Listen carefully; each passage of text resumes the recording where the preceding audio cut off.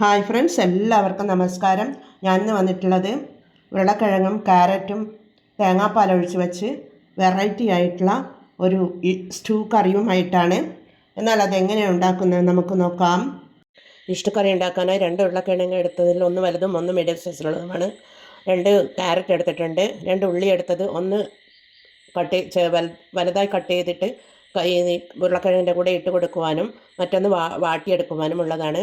ചെറുതായി അരിഞ്ഞിട്ട് വാട്ടിയെടുക്കാനുള്ളതുമാണ്. പിന്നെ പകുതിയില്ല, ഒരു വലിയ തക്കാളിയുടെ കാൽഭാഗം തക്കാളിയും എടുത്തിട്ടുണ്ട്. തക്കാളി ഓപ്ഷനിലാണ്. അതുപോലെ 4 പച്ചമുളകും ഞാൻ എടുത്തിട്ടുണ്ട്. എല്ലാം കൂടി ഒന്ന് കട്ട് ചെയ്തെടുത്ത് കുക്കറിലേക്ക് ഇട്ട് ഒന്ന് വേവിച്ചെടുക്കണം. ഈ വെജിറ്റബിൾസൊക്കെ ഇവിടെ കട്ട് ചെയ്തെടുത്തിട്ടുണ്ട്. അത് നമുക്കൊരു കുക്കറിലേക്ക് ഇട്ട് കൊടുക്കാം.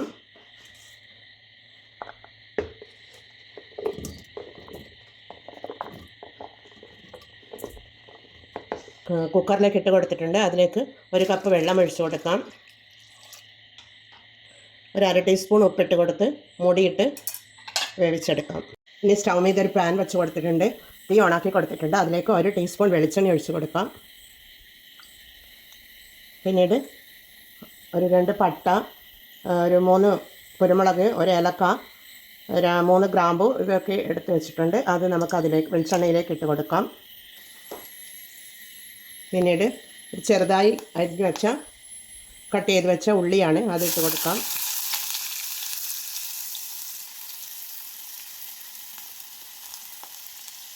പിന്നീട് ഒരു കഷ്ണം ഇഞ്ചിയും ഒരു 4 അല്ലി വെളുത്തുള്ളിയും കൂടി ചതച്ചെടുത്തിട്ടുള്ളതാണ്, അതുകൂടി ഇട്ട് കൊടുക്കുന്നുണ്ട്. പിന്നീട് കറിവേപ്പിലയാണ്. പച്ചമുളക് ഇട്ട് കൊടുക്കുന്നില്ല. പച്ചമുളക് ഞാൻ ഉരുളക്കിഴങ്ങ് വേവിക്കുമ്പോൾ ഇട്ട് കൊടുത്തിട്ടുണ്ട്. ഇനി കുരുമുളക് പൊടിയാണ് ഇട്ട് കൊടുക്കേണ്ടത്. ഈ ഉള്ളി ഒന്ന് നമുക്ക് വഴറ്റിയെടുക്കാം. ഉള്ളി ഞാൻ പച്ചക്കറിയിൽ ഇട്ട് കൊടുത്തിട്ടുമുണ്ട്. ഇതൊന്ന് നന്നായി വഴന്ന് വരണം. ഉള്ളി പെട്ടെന്ന് വഴന്ന് കിട്ടുവാൻ വേണ്ടി നമുക്കൊരു 1/2 ടീസ്പൂൺ ഉപ്പിട്ട് കൊടുക്കാം. 1/2 ടീസ്പൂൺ ഞാൻ ഉരുളക്കിഴങ്ങിൽ വേവിക്കുമ്പോൾ ഇട്ടിരുന്നു.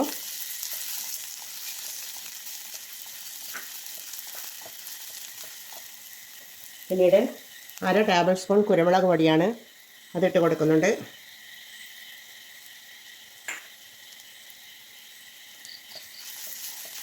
ഒന്ന് ഇളക്കി കൊടുക്കാം.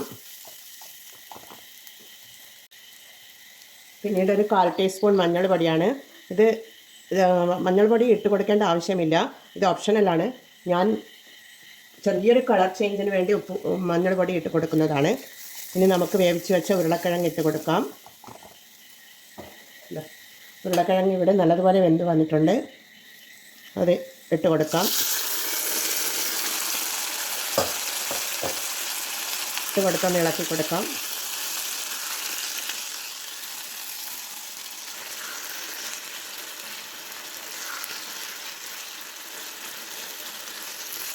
ഈ ഉരുളക്കിഴങ്ങ് ഇഷ്ടു കറി നിങ്ങളെല്ലാവരും ഇതുപോലെ ട്രൈ ചെയ്ത് നോക്കൂ. നല്ല ടേസ്റ്റാണ് കഴിക്കുവാനും.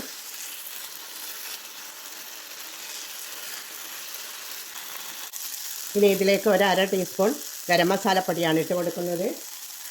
പിന്നീട് കസൂരി മേത്തിയാണ്. ഇത് നല്ല ഫ്ലേവറും ടേസ്റ്റും കിട്ടുന്നതിന് വേണ്ടി ഇട്ട് കൊടുക്കുന്നതാണ്.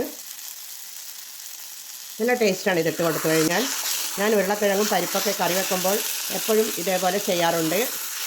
നിങ്ങളും അതുപോലെ അത് വാങ്ങി ഉപയോഗിച്ച് നോക്കൂ.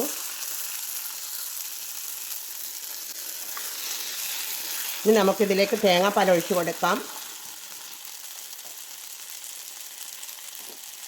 ഒരു ചെറിയ തേങ്ങയുടെ 1 കപ്പ് പാലാണ്. 50 ml കപ്പിൽ 1 കപ്പ് തേങ്ങാപ്പാലാണ് എടുത്തിട്ടുള്ളത്. അത് നമുക്കിതിലേക്ക് ഒഴിച്ച് കൊടുക്കാം. കട്ടിപ്പാലാണ്, 1-ാം പാലാണ് എടുത്തിട്ടുള്ളത്. നല്ലതുപോലെ ഒന്ന് എല്ലായിടവും എത്തുന്ന വിധം ഇളക്കി കൊടുക്കാം.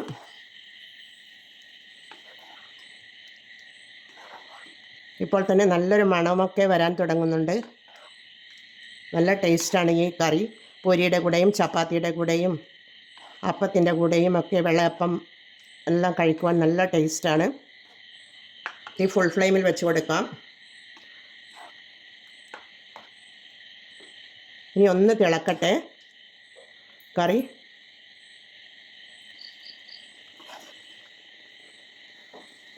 ശകലം ഉപ്പ് വേണം.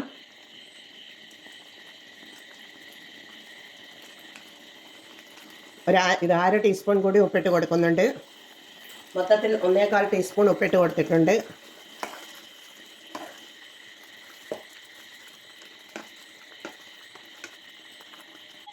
കറി ഇവിടെ തിളച്ച് വന്നു. ഇനി നമുക്ക് തീ ഓഫ് ചെയ്ത് കൊടുക്കാം. പിന്നീട് ഒരു തണ്ട് കറിവേപ്പില കൂടി ലാസ്റ്റ് ഇട്ട് കൊടുക്കാം. 1 ടീസ്പൂൺ വെളിച്ചെണ്ണ ഇതുപോലെ തൂവി കൊടുക്കാം. തീ ഓഫ് ചെയ്ത് കൊടുക്കാം. നമ്മുടെ ഉരുളക്കിഴങ്ങിൻ്റെ കറി ഇവിടെ റെഡിയാണ്. നല്ല ടേസ്റ്റിയായ കറിയാണിത്. ഹോട്ടൽ രുചിയിലുള്ള അതേ ടേസ്റ്റ് കിട്ടുന്ന ഒരു കറി തന്നെയാണിത്.